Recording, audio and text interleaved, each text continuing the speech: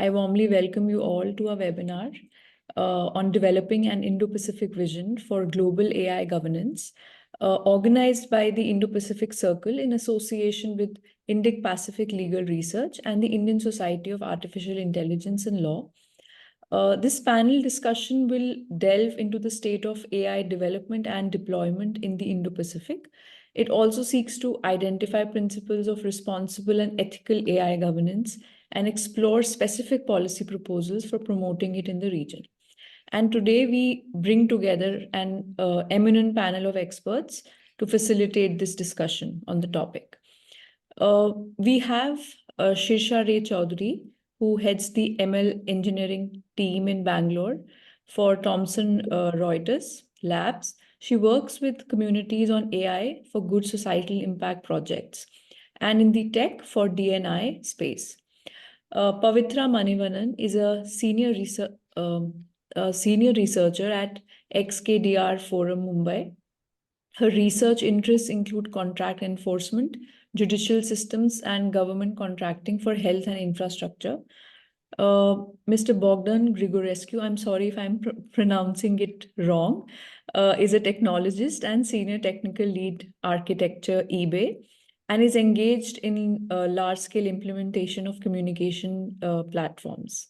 Yanis Rosopoulos is a policy advisor at the Hellenic Parliament, founder and director, Cryptonomist.gr, scientific associate at the Hellenic Financial Literacy Institute. He's also interested in transformative potential of AI and blockchain technology. And we today also have Dr. Christina Van Bergen. She's an academic and political commentator, a senior expert at the European Commission, and an internationally recognized expert in digitalization, AI, consumer policy, and cybersecurity. And this session today will be moderated by Abhivardhan. Abhivardhan is the chairperson and managing trustee of the Indian Society of Artificial Intelligence and Law and the managing partner of Indic Pacific Legal Research. His research interests include Indo-Pacific, disruptive technology ethics and policies, artificial intelligence governance, digital connectivity, and public international law. And with that, I will hand it over to Abhivardhan. Thank you. Thank you so much, the Indo-Pacific Circle team, for pulling this webinar in the best way possible. And I think it's a pleasure to have this discussion on global AI governance with an Indo-Pacific aspect. So let me introduce a backdrop. Let me introduce a background to the webinar that we are having right now with esteemed experts in technology, law, and policy. And a bit of twist because we have some people from the IR community as well. So I think that's a great addition to the discourse. So when we look at global AI governance, incidentally in 2022, ChatGPT became the buzzword simply because it was the same time when when ChatGPT 3.5 was launched, and the potential of such an immense generative AI application, which is a text-based tool, engaged the world again on AI in a very different way. Because for years, although in my industry understanding, I think AI has already been a part of human lives in a much indirect way, whether it is credit cards or biotechnology or chatbots. But in a more mainstreamed way, use of AI in social media, use of AI in generative applications or anything has been something which have been creating more buzzword around the discourse. Now, even in the case of international relations and global governance, we have seen that people like Dr. Cornelio Bijola and others have actually written important papers on AI and diplomacy.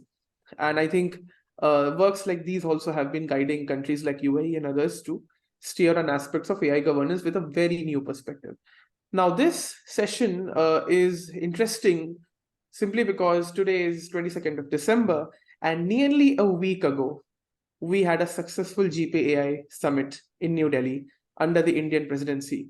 And since this one-year presidency has started after the Japanese presidency in Tokyo, I think the best aspects which we have seen for the Indo-Pacific forward is that this presidency promises in its ministerial declaration that AI use cases should be stable, focus on specific UI use cases which are smaller. They don't need to cover a lot of business purposes like 5 to 6 or 10 users, but it could be on specific sectors and specific segments of people, right? And this kind of aligns with India's digital public infrastructure's goals as well, right? Whether it is India stack, within that we have the fintech ecosystem of UPI or Aadhaar or anything. So the idea of this discussion is to involve people who are lawyers, who are policymakers, who are in the international relations settings, to understand where AI's integration in human lives, whether it is a business use case or a government use case, especially in the public sector, could be helpful. Because the experts who we have in this webinar, they are specialized in this because they understand what kind of legal tech use cases have been emerged. In fact, in one of the conferences we have had through ISAIL, we have had an excellent demonstration of certain use cases of AI from a set of companies which are based in India, and they are doing pretty well when it comes to demonstrating whether they could have any great impact. So to take this discussion on a great note forward, let's have an introductory understanding from all the speakers one by one, I think, and then let's build upon that. So let's start with the technological understanding, and I think on that, maybe for 2 minutes each for every panelist, we can take this forward. So let's start with Shirisha and Bogdan on this. So what are your introductory aspects when it comes to the AI related aspects which have been happening? And then maybe Pavitra, Dr. Van Bergen, and even Giannis can add up. So let's start with Bogdan and Shirisha. So, Bogdan, Shirisha, any of you can, please. I could start, Abhimanyu, and then I'll hand over to Bogdan. Yeah. So, I think the most obvious things that come to mind when we look at, what are those challenges to doing work with AI today, and even localities, regional aspects aside, I think data privacy, lack of standardization and regulation in the space, these are the most common things that come to mind, right?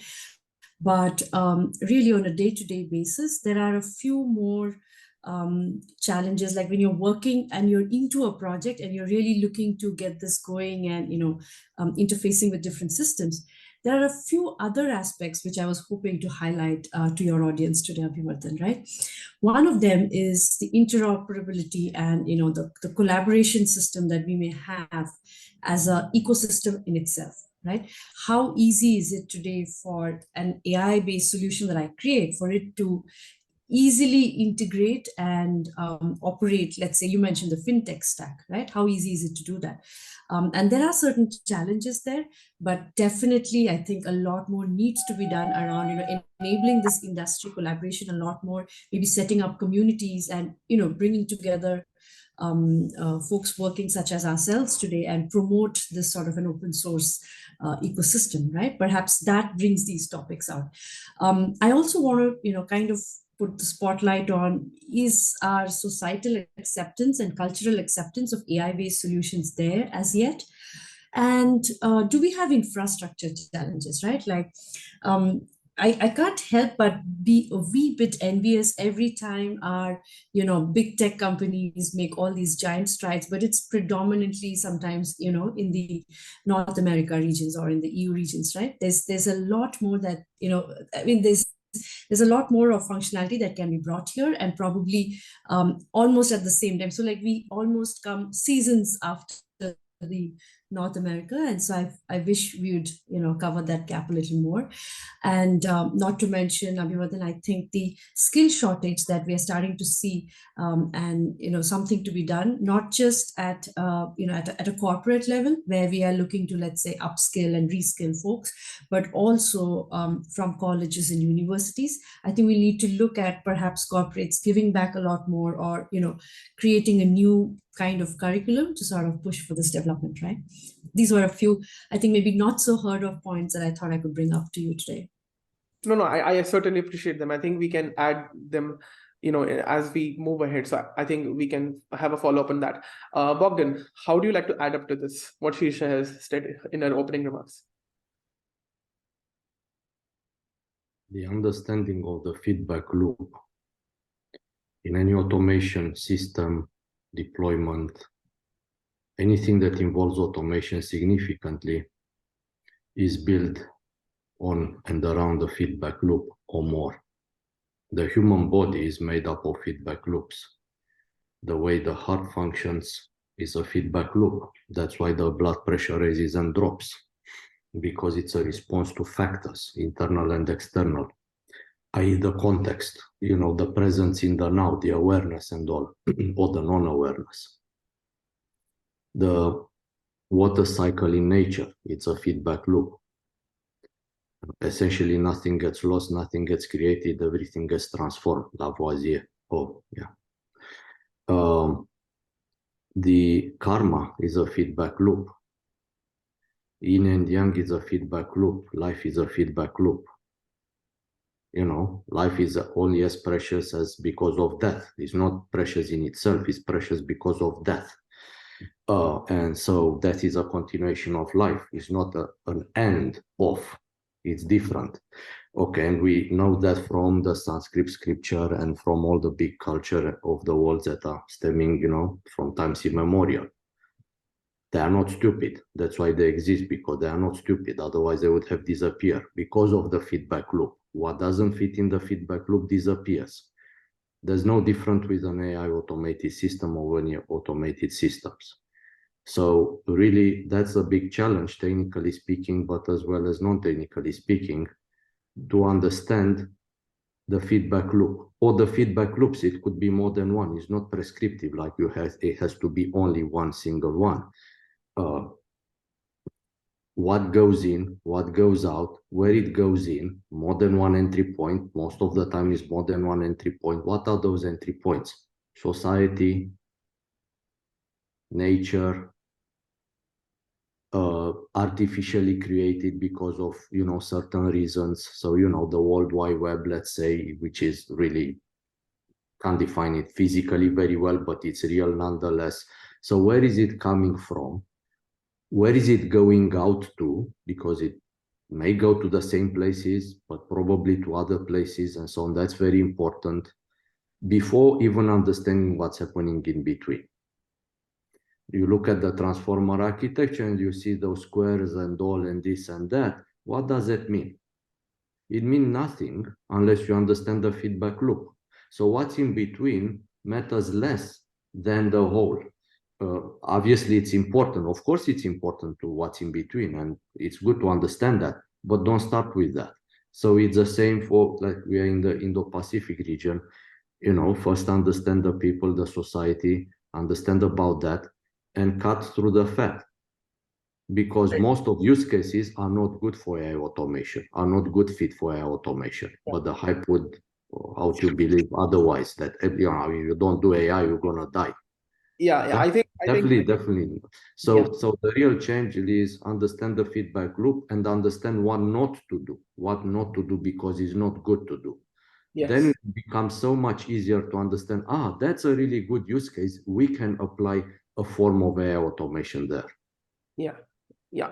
I think we can add up to more that, but I think that's a great balance to add per se, because hypering is of course an issue. And I think, any innovation that comes up, which is achieved in Asia and India, I think hyping is something which needs to be avoided. Otherwise, innovations could be stifled, investment issues arise. So moving on with the introductory remarks, I'll now catch up to Dr. Van Bergen to add up her views from a legal and from a international relations perspective, and then maybe Giannis and Pavitra can, also add. So Dr. Van Bergen, what do you think per se, what are your introductory remarks from a legal standpoint when it comes to the trends that have been coming up from the GPAI summit, and of course, what Bogdan and Shisha have just added in quick bits? Yes, okay, thank you so much. First of all, the theme of our webinar is about artificial intelligence, our vision of on artificial intelligence in India-Pacific region. So artificial intelligence is not only a technological issue, it's also a legal and a geopolitical issue. You mentioned GPAI.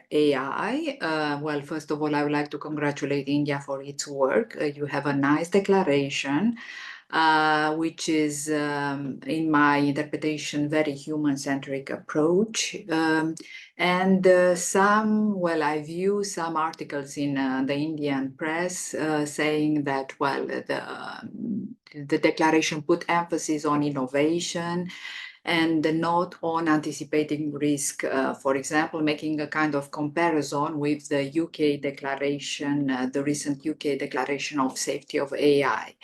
Well, I was reading very careful the 2 pages of the declaration, and I can tell you that it's almost the same language. And finally, it points out the fact that it should be, the global framework for the use of AI should be rooted in democratic values and human rights, safeguarding dignity and well-being, ensuring personal data protection, the protection of applicable intellectual property rights, privacy and security, fostering innovation and promoting responsible, sustainable and a human-centered use of AI. So it's so clear. Well, they also put emphasis on use of AI innovation in agriculture as a new thematic priority. But let's be serious, all over when we talk about framework of AI, it applies on a horizontal basis, not only on a sectoral basis.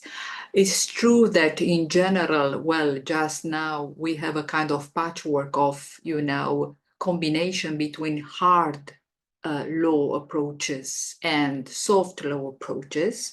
And in Southeast Asia, for example, I've just have a draft which is quite confidential, because the 10-member Asian groups launch a kind of guide to AI ethics and governance. And it should be finalized in January on the occasion during the Asian Digital Minister meeting. And this draft has been sent to Meta, IBM, and Google. They also take a kind of, more specific approach. It's a kind of, proposal to let companies and local communities to regulate it, to launch the AI risk assessment structure and AI governance training. While, for example, in Europe, we, very well, we have this kind of AI act, which should be finalized in a few months. But, well, we had a lot of trilogue meetings and we are in the process of finalizing, and we have the regulation is very risk-based approach. So we want to take control of everything, but of course we try to safeguard this kind of innovation aspects because it's important for our digital market. And we try to create a kind of regulatory sandbox in which the company, which tests, artificial intelligence, they submit information to the European Commission, and so on and so on. So there is a lot of things to say. So I'm telling you all this in order to, to explain that the future architecture, not from a technological perspective, but from a legal perspective, is still it's waiting, to be finalized. And I'm so happy that we are today not only a kind of, we can offer a kind of powerful blend of expertise between legal community, policy community, technological community from different continents. So it's so powerful. And I think that in the future, we need to have a lot of meetings like this, So this is what I can tell you a little bit on the legal aspects, and maybe I will have the opportunity to tell even more in detail later on. Certainly appreciate it. And I think this is a great place to start from a legal standpoint because, of course, the AI Act has come in. And there was some news that the IT minister, the Minister of State, Mr. Chandrasekhar, had proposed that maybe 5 to 6 months from, I think, November, maybe they would come up with an Indian AI Act. So even we had the chance to propose an AI Act per se, which is again a part to have a more open and democratic discourse in India to see how people understand the role of AI regulation while innovation is a thing with startups and everything. Great. I think your intervention was interesting. Thank you so much. Giannis, would you like to come up with your opening remarks per se quickly? Maybe then Pavitra could add up, and then I think we can go in with specific questions. Yeah. First of all, it's a great honor to participate in this important and significant discussion. Thank you very much for this honorable invitation. Basically, I would like to mention that we are at a critical juncture. The rapid technological advancements have outpaced our governance frameworks in general, leaving a gap basically that must urgently be addressed. In EU, we had the recent EU AI Act, but we need more. And I would like to highlight the fact that what's our bottom line, what's the core mission of AI and emerging technologies in general. I will repeat the fact that when we are regulating emerging technologies like blockchain, AI, or for example, quantum computing, we have to focus on regulating the outcome of the technology and not the process of technology, meaning that, to give you an example, when we have to increase efficiency in corporations or providing services for designing or whatever, or in the case of decentralized autonomous organizations, we cannot basically regulate how these organizations operate and how they can use GPUs or how they create their content. We must basically protect the consumer and society in general. And our bottom line is basically the betterment of society and the decrease of societal inequalities and the steps we have to take in order to build a better society and contribute to decreasing societal inequalities is basically reskilling, upskilling, and educating the public about the benefits and some use cases of AI. And I would like only to mention that these challenges extend beyond technical compliance. It's about basically instilling ethical principles at the core of AI development and usage. And companies and their boards are increasingly under pressure to develop internal governance frameworks reflecting a broader call for accountability in AI. Furthermore, this is not just a local issue, of course, in EU or in the Indo-Pacific region, but it is a global one, necessitating international cooperation to harmonize AI governance across many regions and sectors, and of course, adapting to the unique challenges and opportunities. And lastly, I would like to mention only a recent paper that I read from by Google, in which I totally agree with. So the paper's name is Perspectives on Issues in AI Governance, and it examines the evolving landscape of AI technology in general and its applications for governance. And it emphasizes the importance of governance and civil society in shaping AI governance, focusing on 5 key areas. The first one is explainability standards. The second one is fairness appraisal. The third one is safety considerations. The fourth one is human AI collaboration. And the last one is liability frameworks. So keeping this in mind, and also I already mentioned, it's really crucial to focus on the outcome, basically protecting consumer and society in general, and not regulating the process. Indeed, I think it's a great statement, because if you look at the current state of regulations or so-called proclamations which are coming up, a lot started with the responsible and social AI, right? I mean, the UNESCO recommendation from 2021, the EU AI Act, and then this Bletchley Declaration in 2023. All of them were on either AI safety or responsible AI, privacy and related aspects.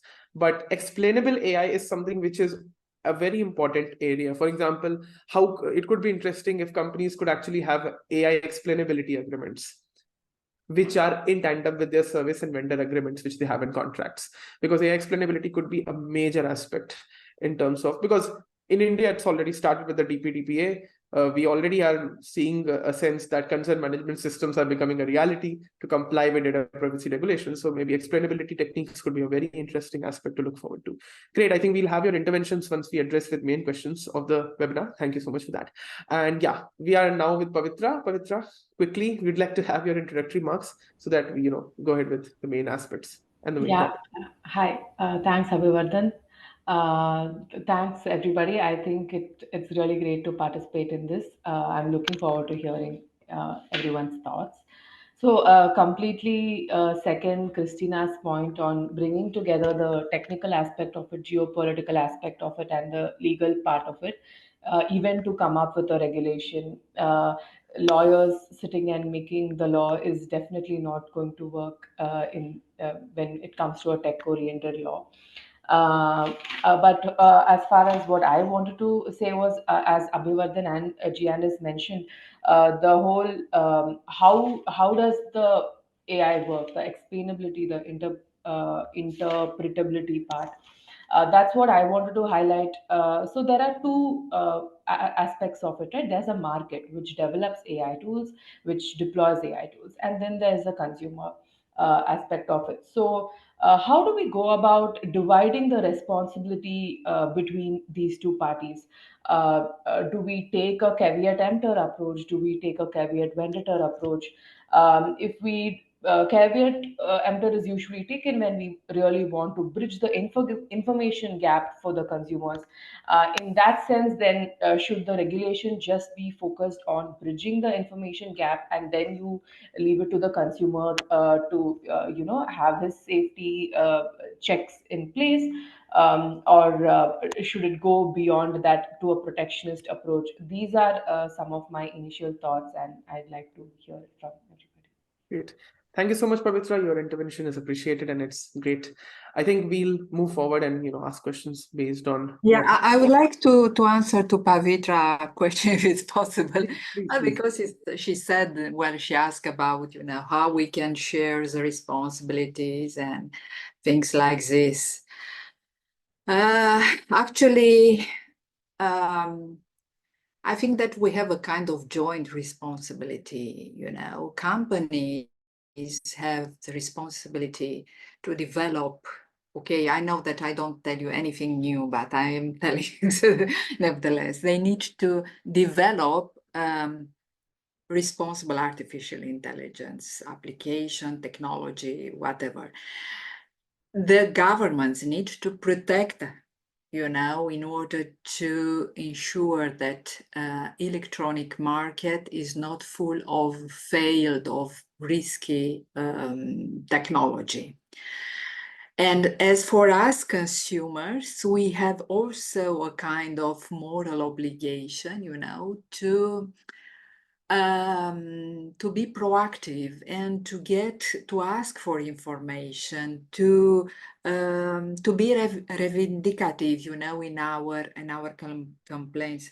I would like to give you just an example. For example, that the European Commission, European Union, has introduced a kind of complaint, an infringement action against X, against Twitter platform, because of misuse of platform for many arguments, dark patterns. So, but all is based on our Digital Service Act, because it's just now implemented and it's a big work, So I was thinking, actually, the European Union is defending and is protecting not only the European consumer, but in general on a global level, because we know very well, since the platform is global, we are becoming global consumers. So that's why I'm saying that we have also a kind of responsibility, to be interested. We are not the old consumer of the consumer of 20 years ago, when we expect just to be protected. We we see because of this control of power of these platforms, we have the obligation to protect ourselves in a certain way, to be more diligent, to check if we are protected, how they work. So we need to be very curious about.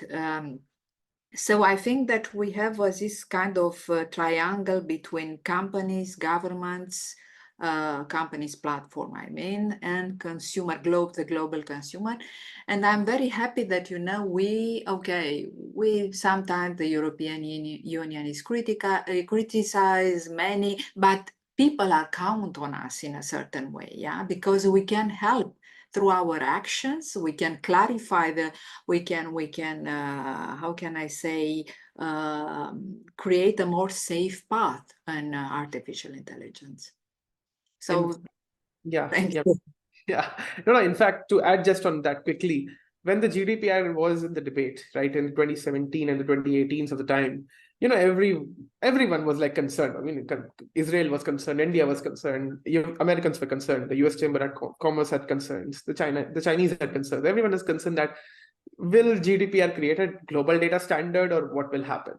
But I think there's a brilliant book by Anu Bradford called The Brussels Effect, which explains that a lot of MNCs and international companies try to abide with their own community standards, which are kind of inspired by a lot of European regulations, whether it is on child safety or data protection and other aspects. So for sure that I think the aspect of what I call it ethical sovereignty and regulatory sovereignty, which Europe has been mastering through both Council of Europe and European Commission, is something really looking forward to. I am actually, at least, and let's see how it goes for AI. I think for GDPR, it has been successful for sure.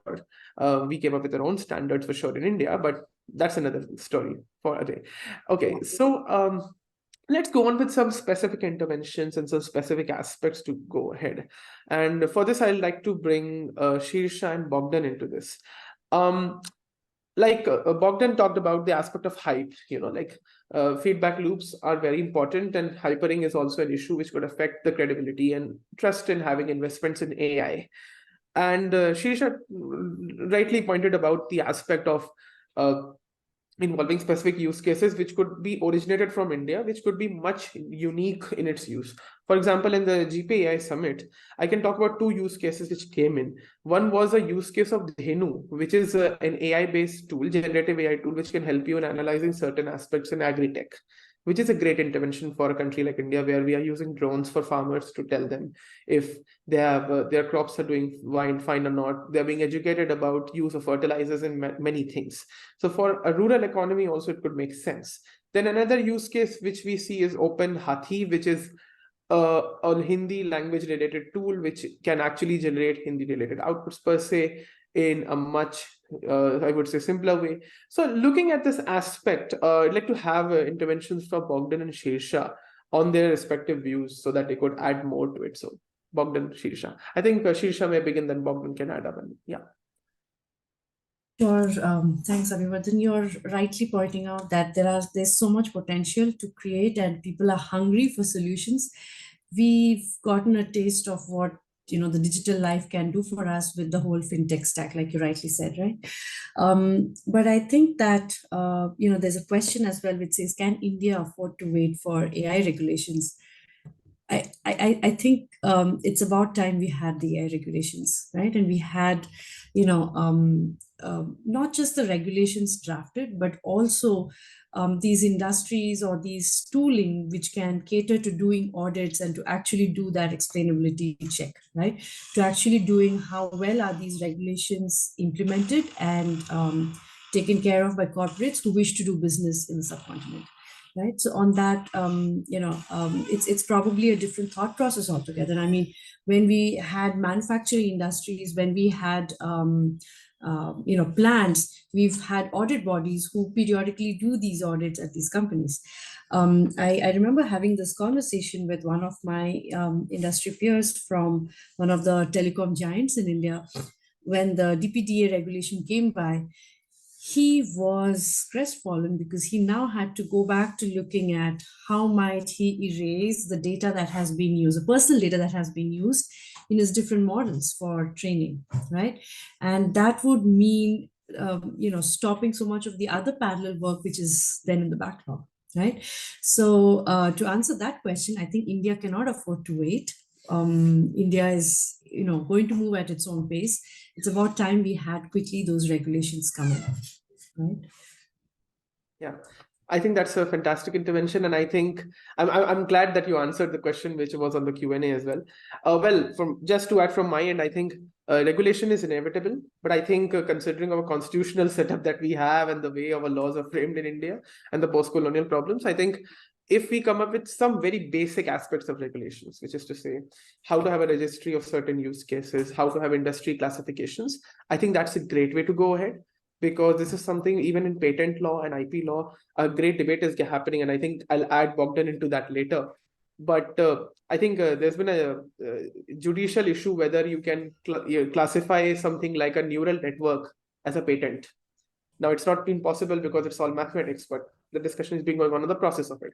Okay, now I'll have an intervention from Bogdan on this. Bogdan, okay. I will add to that Abba ask a question, which we should be always asked pretty much continuously. Affording to wait? Well, no, and also yes. I mean, don't wait, but don't rush. Best drivers always first at destination safely in delivering a very enjoyable ride. But they always first and they don't rush. But they also don't wait too much. The biryani takes at least 6 hours to be delivered proper, 12 hours. But so again, you don't wait, but you don't rush it. So it's the same with regulation. I mean, the best regulation is not rushed, but it's also started a long way before it's delivered, a very long way. And we can take the GDPR example, it started 5 years before it went live, right? And so that's what I think would be the answer. Adding to the response that Isha gave to the problem. On the other hand, Dr. Christina Van Bergen talked about do something, like don't leave it for policymakers and all. Do something because at the end of the day, you're vested into this, even though it's not obvious, but it really is affecting your life big time. The problem is people don't own their own data. Should not regulation introduce something about that? Something. Copyright the personal data, perhaps, maybe. Is that really possible? It is possible, at least to an extent. Company brands are protected. Trademark and so on. Why is personal data not? It's being sold all over the place. People don't even know about it. I mean, they're okay, it's sold by whom and when and what for and all these things. You don't know about it. It's your data. A lot of it is personal, your retina display and so on, your movement, your voice and so on. And it's been monetized. So your life essentially is being monetized. But what for? Well, the end result is you lose control of your life in the end. Gradually, right? That's what happening. That's what happening. The home assistants and all those spyware, it's the old spyware. Should not regulation put that at the top of the agenda? If you don't own yourself, what are you regulating? What are you regulating? The use of AI. Well, AI is not defined because it can't be defined, but let's for the sake of the argument, let's say machine learning, it's AI, okay. And so you regulate what? The use of that. Well, what is part of that usage? People's data. And the data subject don't own it. So who owns it? Well, the guys that collect it. The guys that collect it. Is not that akin to stealing? If the data subject doesn't understand because all those documents, because GDPR was introduced, so essentially those that collect the data are obliged to say something about it, how many people can understand that? right? It's not accessible, right? It defies every single rule of accessibility. Even the fonts are small. Even the fonts are small. Okay. In the low print, and so why the heck we have low print? Shouldn't exist. Why the heck movies are not having subtitles? Put it on and off. Why? So they are not accessible, right? It's the same with the legislation that is coming up. It's not really accessible to the data subjects. Should not be regulated. Should not be part of the regulation, right? The practical aspects is difficult. Definitely, this is the most difficult problem in legislation, in tech, and everything. Make it accessible, make it inclusive, make it practical. That is the most difficult problem to solve. But that's what I would say. Number one, address the ownership of the data. Data subject don't own it. Can they own it? It's their data in the end. Can they own it? That doesn't mean that those rules are so dictatorship style. Like you can't do anything unless you go through a huge complicated process. I'm not talking about that, but the ownership itself should belong to the people that the data is extracted for. Is their identity, for God's sake, in that. Their identity. So this goes beyond data, right? The data has part of the information. Of course, not all information is in the data. In fact, I would say the most important information is not in the data, never be, never will be. Nonetheless, the data is part of the people's identity. Yeah. So that's my take. The regulation should have that at the top of the agenda. Okay, may I answer to? Sure. You can have a quick follow-up for maybe one. Yeah. Well, I fully agree. Yeah, data is a kind of the lifeblood of artificial intelligence. So we need to implement a kind of robust framework, in order to ensure that this kind of data anonymization, minimization practices, in order to protect our privacy. And also we need to know more about transparency in data sharing practices and mechanism for data access and rectification and so on. What I would like to say is the fact that on the occasion of G7, Japan worked a lot on this kind of declaration on trustworthy cross-border data flow. And so it's this kind of declaration which has been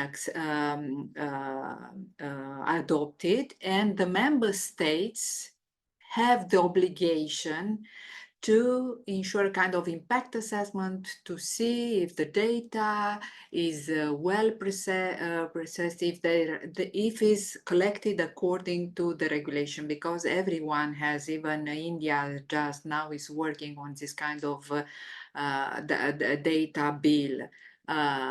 So we have regulation, but the problem that is everything is becoming so complex, even for us, the experts, we have so many areas to deal with, so many declarations. So I think it will take maybe a decade to get like in a kind of normality, to understand a little bit more what's happening, to understand who is in charge of, because assuming, and Bogdan, said everything about, we don't know what's happening. Everything is so difficult, and we are in a kind of we don't do anything because it costs us a lot of time, a lot of money. But it's true that we are becoming a kind of marionette, as you said, we said this in French, a kind of, we are like an object, we are controlled, our data is controlled, we don't know anything unless we make research or we ask, we introduce request. And yeah, so we need to be in control of our data, and we have regulation and it should be implemented. Yeah. Here is a practical measure that is not complicated. I have to first explain what. This is not an article from a newspaper, but it's important, Abhivardhan, because this is all go to the risk of having a information colonization, sort of speak, for the Indo-Pacific region, because data ownership is not owned by the data subject. Who is going to be owned? It's going to be owned by those foreign entities, right? So I walk on the street. This is real life. It happens to me. It happened to me a few times. And they have these door ring bells, few people. And they record me not from 1 or 2 or 3 meters away. I'm on the other side of the street. We're talking 15 meters from it in the public space. And I hear that you're being recorded, all this, all that. So full blown, I'm recorded there. And why is that even legal? It can be addressed pretty easily. Say, set the setting to minimum. Therefore, you only have a radius of, let's say, 3 meters or so. That's it. This is not difficult, right? So these practical aspects should be the top of the agenda as well. Like, not the only one, because otherwise might take what it will mean for the Indo-Pacific region. It will mean colonization of a different kind. This being in the debate for at least 3 years from on my knowledge. I think this is like most serious. It's not obvious, but it's most serious. Yeah, I'm so sorry I had to say, but anyways. Okay, I think Pavitra wish to add quickly. Maybe when Pavitra adds up, I think we'll come to Giannis as well. So Pavitra, I think 1 to 2 minutes. You wish to add something? Yeah, so a couple of things that I wanted us to keep in mind, like when Christina said, there are so many aspects to cover, right? What do we regulate for? And two principles that I was thinking is, one is on the ambit of don't go for the low hanging fruit. So it's very easy. You just want to intervene and get the smaller things done away with, but maybe they don't need that intervention. For instance, deep fakes, right? So I think one of the first PIs was filed a couple of months back in India.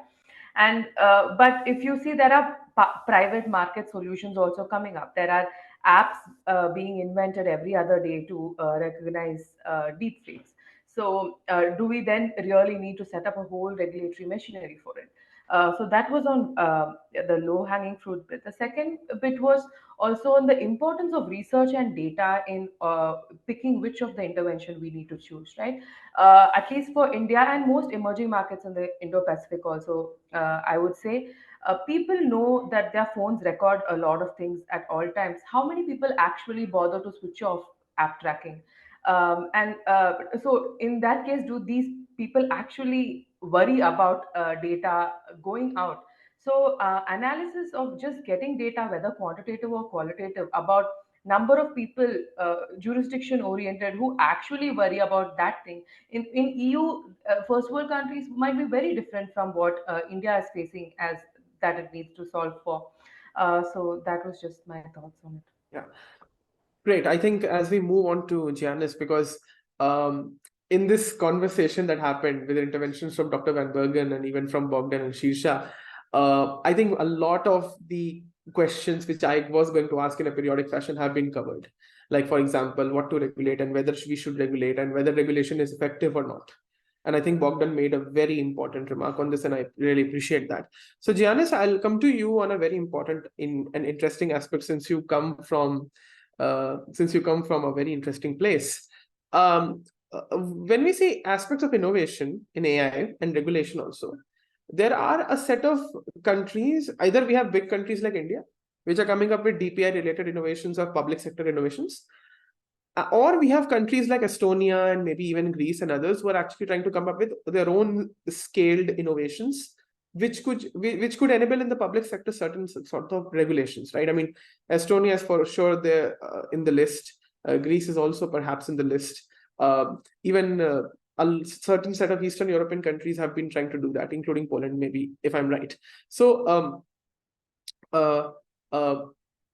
if looking at that aspect, what do you see about the innovation curve per se? Because of course, the regulatory and risk aspect, I think we have discussed per se, but from a policymaker perspective, how do you see it? Because I think you rightly pointed out on the trends of what kind of aspects of regulations on AI could come up, from responsibility to safety to explainability. So what do you think about it? Yeah. Is it possible basically to clarify this, because I didn't understand what's exactly the question?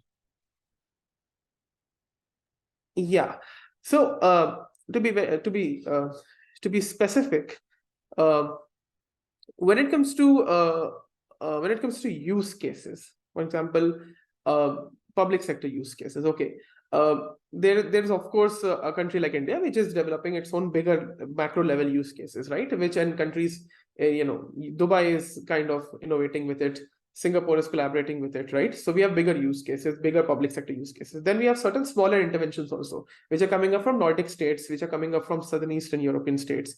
So when it comes to this aspect, which we are seeing with DPI and AI integration, how do you see a perspective from maybe Nordic states and Eastern European states when it comes to regulating and not even if not regulating, but just understanding aspects of AI innovation, the trajectory per se? How are the countries in Eastern and Northern Europe taking it up? Because I find their approaches interesting. Of course, there's no regret with the approaches taken by UK or France or Germany, but I wanted to give a special emphasis to the Nordic states because it's an interesting area to look forward to. Yeah. Okay. Totally understood. I would like only to mention one point regarding data ownership, because we had the opportunity to discuss it extensively the last decade about data ownership and all the other aspects. Basically, there is a trade-off, right? The vast majority of users and individuals accepting everyday cookies and all the other stuff, and basically the trade-off is you have access to GPT-4 for $20 per month, basically because there is a vast majority of data available. If the availability of data increases, the competition, the prices will go up. So there's a trade-off in the accessibility of AI services right now, because you can have access to text to video AI services for $10 per month, because there's a vast there are vast amounts of data, and so regarding to public services and all the innovation that it happens right now, basically I see a unique convergence and integration of artificial intelligence services and solutions with in general blockchain technology. So because smart contracts and blockchain technology can automate and optimize government operations, and the combination of AI and blockchain ensures that public services are delivered efficiently, transparently, and without the traditional pitfalls of corruption or bureaucratic delays. Artificial intelligence role in monitoring and analyzing data enhances basically, and first of all, the accountability and effectiveness of public institutions. Moreover, in the context of data management, the synergy of these emerging technologies ensures the secure sharing of information between government entities, while at the same time AI's analytical prowess aids in crafting policies that genuinely reflect the needs and aspirations of the populace without compromising their privacy. That's an interesting take, per se. I really appreciate that, and I think your interventions would be appreciated as we go to maybe a few more questions left. And yeah, we are open to Q&A. Please send questions. Any questions that you have on aspects of innovation or use cases or country aspects or regional aspects of regulation, because when we look at the poles of AI regulation or technology regulation, usually we say fine, there are three major poles: US, Europe, India. India is still coming up, but still India. But then I think then there are 3 to 4 more, and they come from Asia, they come from Latin America, they come from even if UK could be added as an innovation-centric regulator. So I think the poles are increasing in terms of who regulates and innovates differently, right? I mean, I'm seeing this future that in certain aspects of subcategories of AI, there will be certain industries which could be, located at a particular location in a certain country, which could be dominating and doing pretty well. So there could be a specific AI related sector in India. There could be a specific AI sector in Europe. And I think that way it could go. So let me now get back to Pavitra and Dr. Van Bergen, and maybe Janice could add in. Actually, I would like to answer to your question about regulating versus innovation. Well, I think that, well, talking about the EU Act, AI Act, I think it focuses on the safety for generative AI, including frameworks for the responsible deployment of algorithmic models. So in my view, regulation is not seen as an impediment to innovation, but rather as a facilitator for a long-term development. Because in my view, you need to ensure that your legal ecosystem offers a kind of trustable environment. And I mean, the regulation, it's when you look in detail, you will see that there is also a lot of flexibility, and it's a kind of collaboration between the European Commission and companies. It's not something which will stifle the innovation. So we need, I mean, well, of course, I have seen policy declarations saying, no, it's a risk for innovation. No, I don't think this. I think that we need to ensure that that the European Commission is working on the implementation, that there is a kind of a healthy relationship of collaboration between the companies and the enforcement institutions. We need to have transparency. We need also to inform the consumers in order to, build this kind of knowledge in the era of artificial intelligence. So in my view, there is no risk, especially in Europe. I mean, the ecosystem of formulating and reviewing the legislation is so fluid, and everything can be changed. We just need to invest, in order to have to build a kind of capacity building in artificial intelligence, because now we have a lot of regulation. We have also the regulation on the liability of artificial intelligence products. We have DSA regulation. We have DMA Act. So we have a lot of regulation. So we need to create a kind of coherent framework for artificial intelligence, including, the industry guidelines, and to have a kind of healthy relationship between all the actors. And we need also a kind of public engagement and connection with the stakeholders, civil society. So no, I as far as I'm concerned, I reject this idea that the Artificial Intelligence Act, of course, I'm not Mafalda, I cannot anticipate. There might be risk, but they can be rectified. Instead of letting, the companies which just now are in power of everything, we don't know, they know everything about what's happening behind the scenes. So, yeah. I just want to add to what Dr. Christina just said, that that regulation actually is enabling innovation, and I totally agree with that, because from my experience, right, I feel if you're aware of the regulation, there is a regulation in place, you have that confidence that what you're doing is right for the society, right? So it brings in that sort of a feedback that even Bogdan was mentioning, like it's a sort of confidence that I'm going in the right path and this can't go wrong, right? Yeah, I so think that it's an enabler, it's an accelerator, if I may say so. Yeah. No, and in fact, sorry, I am in line. I fully agree. We need to create trust, and yes. Regulation. Why we have regulation on consumer protection? In order to protect us against the failure of electronic commerce. And we all want, to be in a kind of open market.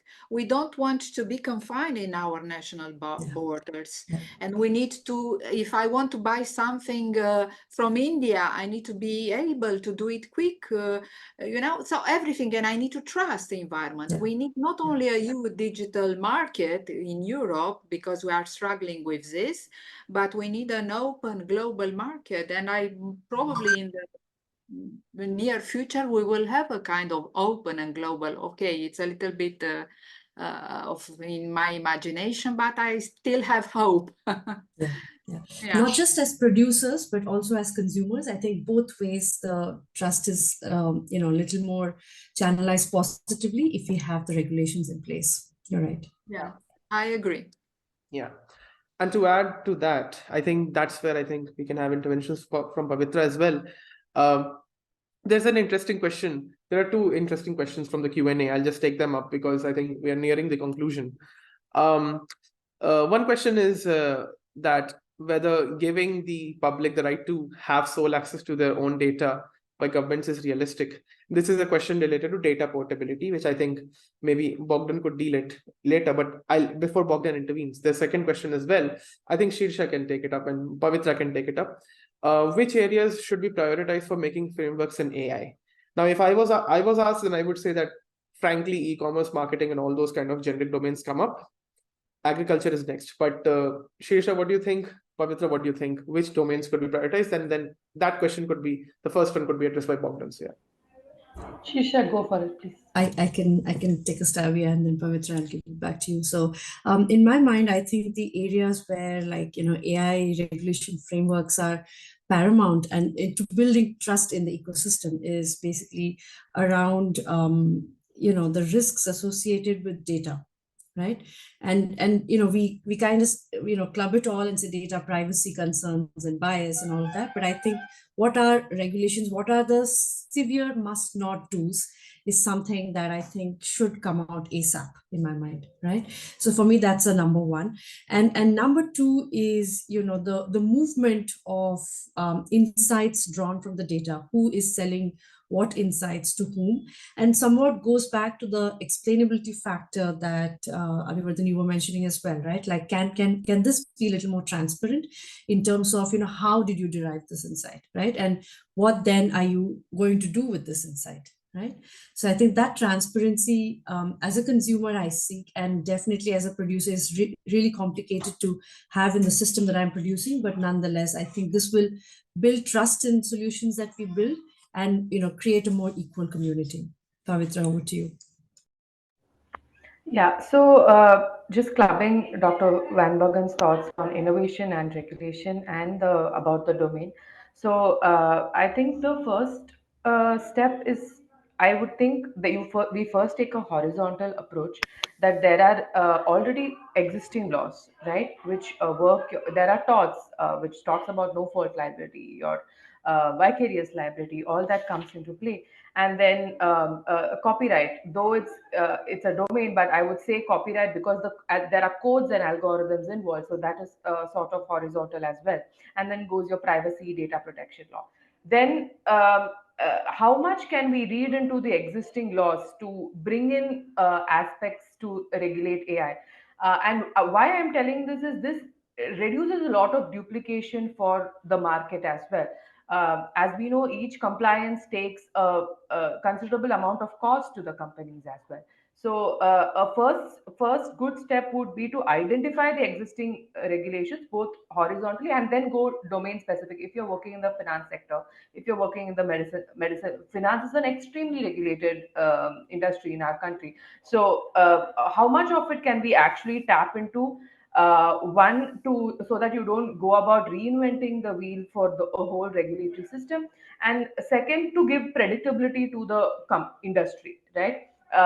Today, if I have hired a person to write a code, write an algorithm, and it ends up faulty, I don't even know right now if I will be held liable, can he be held liable? And this is sort of this absence of regulation does hamper your competition, innovation, etc. So that's just what I wanted to highlight. Yeah. There's one last question left, which is I've kept for Bogdan, which is a quick question. So Bogdan, the question is very simple: whether giving the public the right to have sole access, to their own data is something a realistic aspect. Well, if I am asked this question, then I would say that it could be realistic from a portability point of view, but you would be the best to answer this. And I think with that we can just have then you maybe conclude per se with certain quick remarks by all, but yeah, if you can just add up. Yeah, it's not about sole access to data, it's about ownership. Ownership doesn't mean access only. Ownership means giving access when you understand what that means. To what, when, how, who, things like that. These are actually basic, but basic is the most important. So that's ownership is about that. There's no question of somebody, anyone in the world having sole access all the time of their own data. It's not possible. You get out of your house, you're gonna share something, right?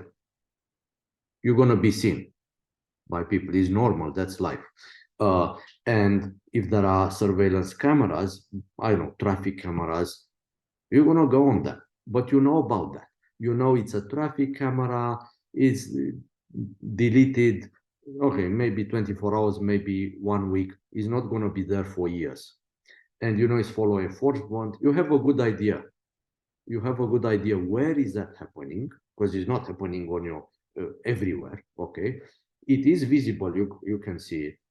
You know what's recording and what for. You have this, you know about that. So that's what I'm talking about.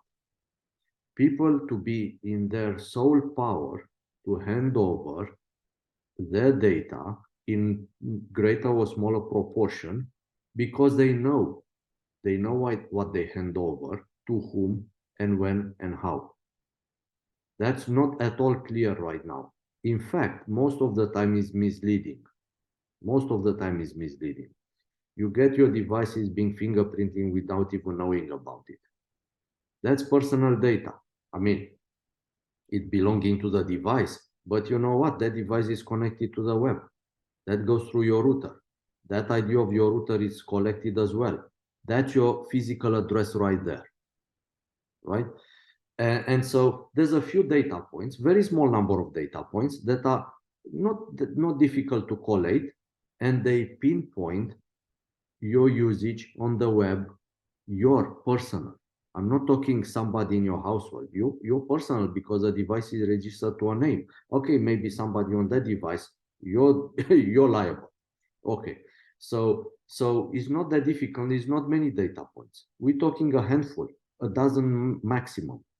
And so, but do data subject, do end users know about that?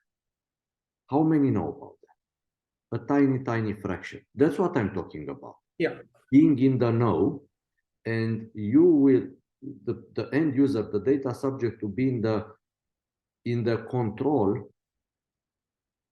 what they give away, because they will have to give away something, right? And that's just normal. This is not, bad. It's normal. But if you don't know what you give away, to whom, when, how it's also very much important, because it matters how that is collected. It matters very much. It's one thing to be collected by asking for your business card, let's say, or for your QR code on LinkedIn. That's one way. But it's a very different thing to be collected when you type, when you visit a website, let's say. It's a very different thing, right? One is, one-on-one, the other one is one-to-many. And those many, you don't know about them. Most of them, you don't know about them. You look at the data brokers, there's 100 of them. You don't know. Yeah, so that's what I'm talking about. Yeah. I hope that answered the question. Yeah, I mean, I think, well, in my view, it does, but I hope that it does for the audience as well. Okay, so I think we are at the conclusion, and the reason is simple, that I wanted this webinar to be very conversational, and as I was, traversing around a lot of questions which I had already packed up for the panelists, they were actually addressed. So I'll not make it repetitive, and as we conclude, I will just pass it on to each of the panelists one by one, since Mogdan has given his remarks. I'll then pass it on to Giannis first, and then maybe Pavitra, and then maybe Dr. Van Bergen, and then Shirsha, to give their quick concluding remarks on their experience with the webinar and what do they expect. Maybe more such sessions productively could happen on specific aspects of AI governance, maybe on aspects of policy. So we'll start with Giannis with the concluding remarks, and then maybe follow-ups. Yeah. Yeah, absolutely. Thank you very much. First of all, yeah, it was a really interesting discussion, and please keep doing this great work with organizations, non-profit organizations, and all the similar stuff can play a crucial role in shaping the regulatory framework and governance for AI. So it is very crucial to have an open dialogue with citizens and individuals in order to form an effective regulatory framework for artificial intelligence and emerging technologies in general. The only point I would like to make is about the first priority. The first priority should be, and this is in alignment with what Bogdan said before, is basically to protect the individuals from data exploitation, because we have the Cambridge Analytica case in US, and we notice how easy it is to manipulate this data. So if, for example, someone has access to your GPT history, is similar to have access to your Google history. And this can be easily manipulated in order to harm individuals and simple citizens, not very wealthy people. And so, yeah, it's really crucial to protect and build a robust framework for data exploitation in order to protect the citizens. And the second one is to have an open and continuous dialogue about the benefits. And someone mentioned before the copyright laws, and right now, from my personal experience and perspective, it is not possible from a regulatory point of view to effectively regulate copyrights and all similar basically copyrights, because we can technologically speaking, we cannot go back when back into 2015, for example. The major companies have access to your data, and we have to build a framework given this fact. So yeah, focus more on practicality and building scalable solutions. Copyright laws, I think, from my personal perspective, is not a scalable solution. So yeah, once again, thank you very much. Truly appreciate the opportunity, and yeah. Pavitra. Yeah, hi. This was a great discussion. Thank you so much, everybody. Really good conversations and inputs. Of course, we should keep doing more of these things. It's not often that we see different thought processes coming in. But I do feel at some point in time, we should start headwaying into more specific questions, right? Because it's huge. It's a really difficult space to navigate, and as long as we have general conversations, we will not reach at a very tangible solutions. So now that the space is also growing and everybody is coming to speed as to what is happening, so maybe we take a crack at sector-specific discussions, law-specific discussions, tech-specific discussions, and that's just my feedback. Yeah, and thanks again. Yeah, definitely. Dr. Van Bergen, your concluding remarks. Yeah, please.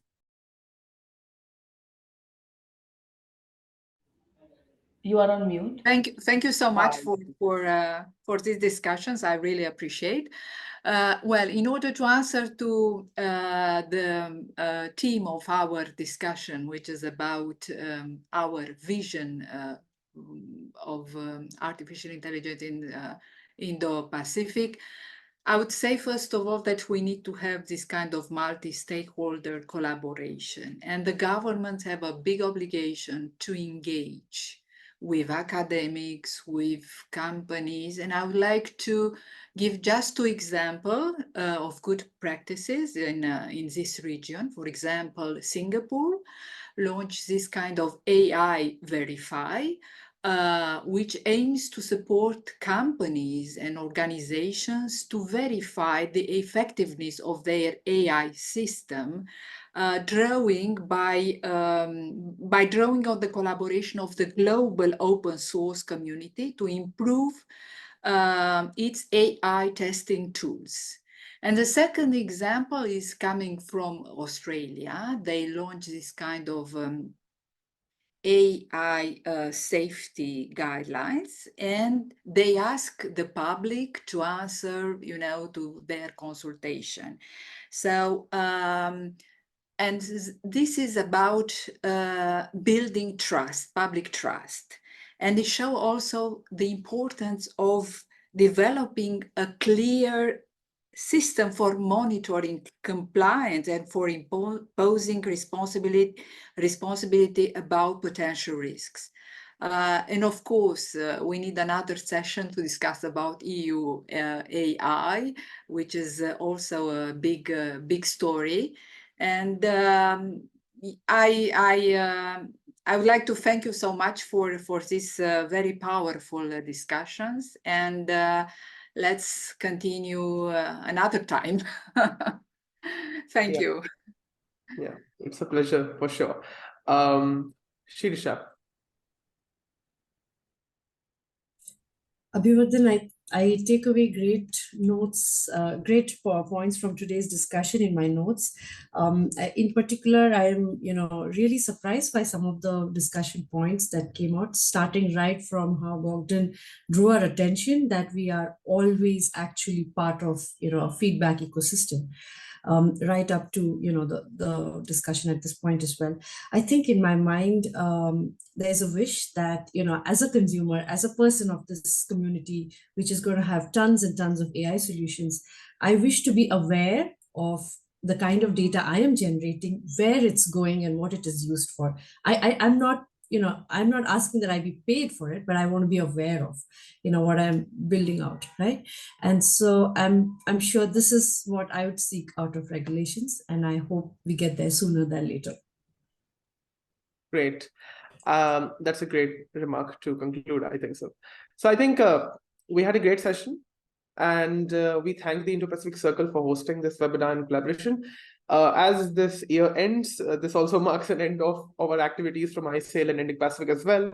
So this was our last collaborative event for this year, hopefully not forever. Of course, we will do more in 2024, more committee sessions and more engagements are coming in. So we thank the Indo-Pacific Circle team and the CSDR team for conducting this event successfully. And once this is live on YouTube and otherwise, I think it would be a much educative and I would say insightful session for people to look forward to. So thank you so much. Over to you, team. Thank you so much, everyone. It was wonderful having you all today and knowing more about this theme and your insights on such a crucial matter. We look forward to hosting you again, and I'll also be sharing once the video is up on the website, I'll be sharing the same with you. Thank you so much. Bye. Thanks a lot. Bye-bye. Thank you. Bye-bye. Bye.